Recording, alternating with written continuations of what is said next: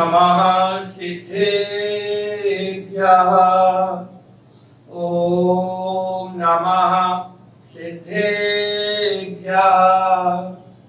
ओम नमः सिद्धेभ्यः।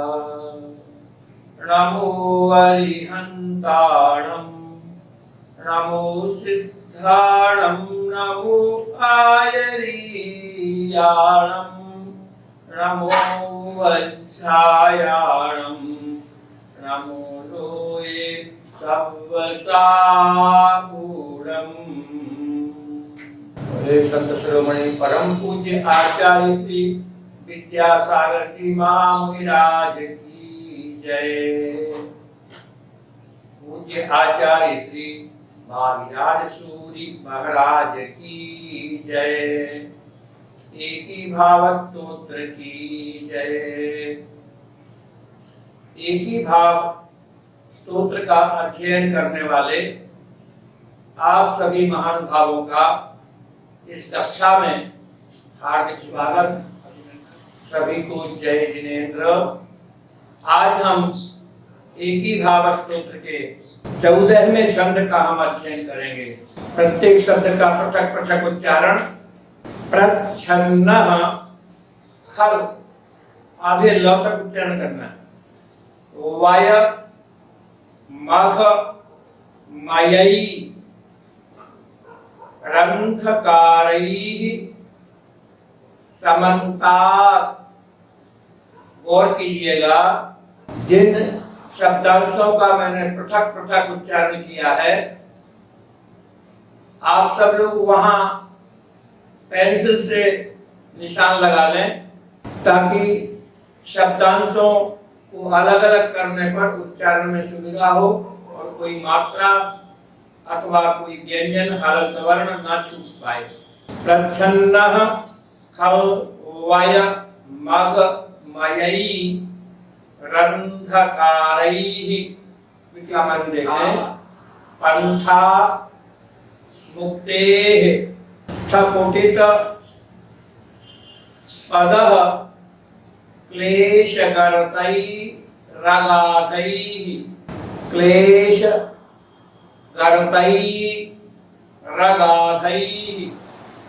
अब नीचे तृतीय चरण देखें। तत् कस तेरव।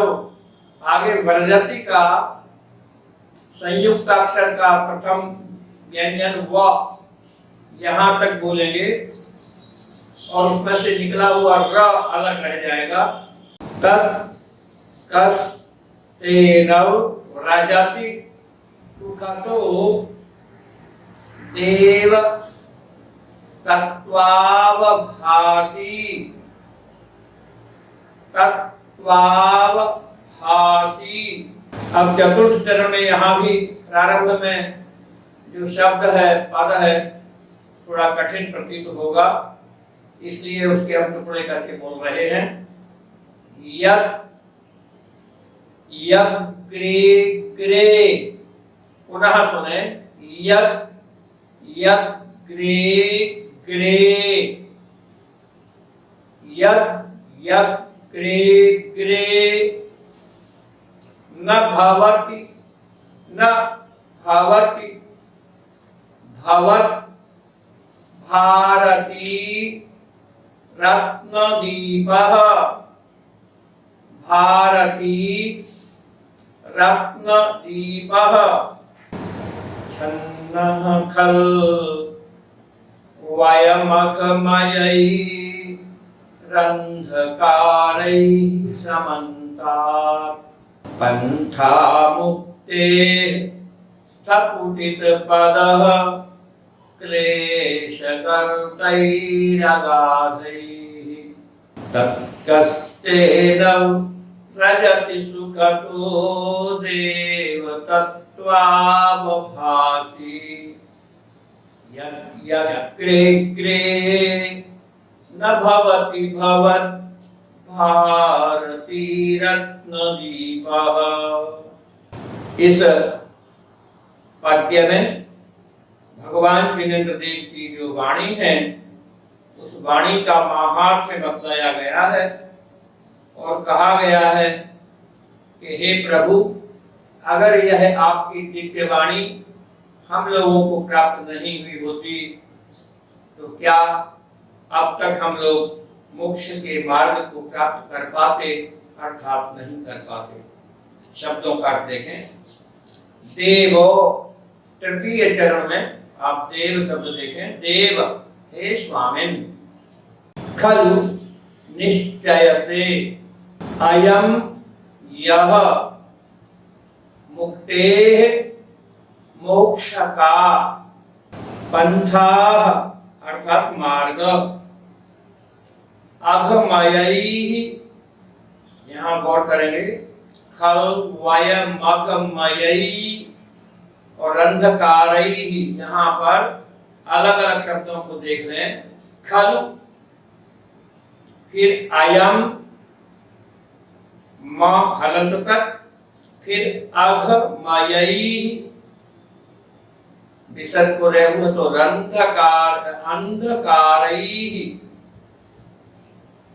तो अघमयैः का अर्थ क्या है? अघ यानी पाप होता है और अघमयैः पाप से युक्त, अंधकारैः अंधकार के द्वारा, समन्तात् चारों ओर से, प्रच्छन्न ढका हुआ है। अगाधैः, अगाधैः शब्द का अर्थ है गहरे, जिसकी थाह लेना कठिन है। क्लेशगर्तैः, क्लेश यानी दुख और गर्त शब्द का अर्थ गड्ढा होता है। तो दुख रूपी गड्ढों से, क्लेश गर्तैः, क्लेश अर्थात दुख, गर्तैः गड्ढों, तो क्लेश रूपी दुख रूपी गड्ढों से स्फुटित पदः, और कीजिएगा उच्चारण देखिएगा, स्फुटित पदः।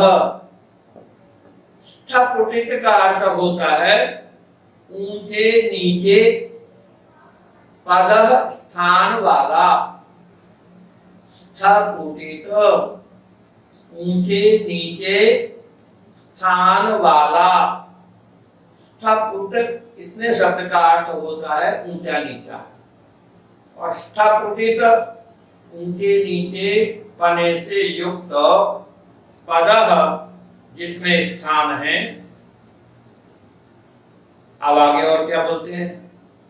यदि, अगर, तत्वावभासी, तत्व का ज्ञान कराने वाला, सप्त तत्वों को प्रकाशित करने वाला, भवर आपका, भारती रत्न दीप, भारती यानी वाणी, तो भवत अर्थात आपका, भारती वाणी रूपी, रत्न दीप रत्नों का दीपक, अग्रे, अग्रे, अग्रे का अर्थ आगे, तो आगे आगे, न नहीं, भवति होता, तत् तो तेन उस मार्ग से, कह कौन सा मनुष्य, कह कौन सा मनुष्य, सुखतः सुख पूर्वक, प्रजति गमन कर पाता। इस पद्य में यह बताया गया है कि हे जिनेन्द्र प्रभु, यह मुक्तेः पंथाः, मोक्ष का मार्ग, अघमयैः अंधकारैः पाप रूपी अंधकार से, समन्ता चारों ओर से, प्रच्छन्न ढका हुआ है। सामान्य अर्थ बतला रहा हूं अभी। संपूर्ण पत्रिका, और फिर आप देखिएगा गौर से। और कैसा है यह मोक्ष का मार्ग? अगाधैहि क्लेशगर्तैहि स्थितकुटित पदः, और यह आपके द्वारा बताया गया मोक्ष रूपी मार्ग अगाध गहरे क्लेश युक्त गड्ढों से अथवा दुख रूपी गड्ढों से स्थितकुटित पदः, ऊंचा नीचा मार्ग वाला है, ऊंचे नीचे स्थान वाला है। अर्थात मोक्ष का मार्ग वर्तमान पंचम काल की विषमता के कारण से कष्टों से भरा हुआ है, सहज प्राप्त नहीं है। एक ओर मनुष्य चारों ओर पापों से लिप्त है, तथा दूसरी ओर इस मार्ग में चूंकि मनुष्य को अनादिकाल से इंद्रिय विषय सुख में वह डूबा रहता है, अतः इस कठिन मार्ग पर चलना कठिन होने से महाकवि कहते हैं कि यह दुख रूपी गड्ढों से ऊंचा वच ऊंचा नीचा कठिन है इस पर चलना। फिर भी लोग चले हैं, बहुत सारे लोग अनादिकाल से अब तक अनंत अनंत मुनिगण मोक्ष को प्राप्त हुए हैं अनादिकाल से लेकर अब तक। तो कैसे? तो उन्होंने उसके ऊपर से कल्पना की उद्भावना की है। वे कहते हैं यदि तत्वावभासी तत्व को प्रकाशित करने वाला भवत भारती रत्न दीपा, आपकी वाणी रूपी यह रत्नों का दीपक अग्रे अग्रे आगे आगे न भवती नहीं होता, तो तेन मार्गेण उस मार्ग के द्वारा सुखेन सुख पूर्वक कह पुरुषः कौन सा व्यक्ति सुख पूर्वक ब्रजति गमन कर सकता था। अर्थात अनेक प्रकार की परेशानियों के होने पर भी और चारों ओर मिथ्यात्व और पापमय वातावरण के बीच में भी और नाना प्रकार के दुखों रूपी गड्ढों से भरे हुए इस मोक्ष के मार्ग में गमन करना बहुत कठिन है, बहुत परेशानियों से भरा हुआ है। फिर भी अनेक लोग, क्यों अनंत लोग अब तक मोक्ष के मार्ग पर गमन करते हुए सुखपूर्वक अपनी मंजिल को, परम आनंद के धाम मोक्ष को प्राप्त कर चुके हैं।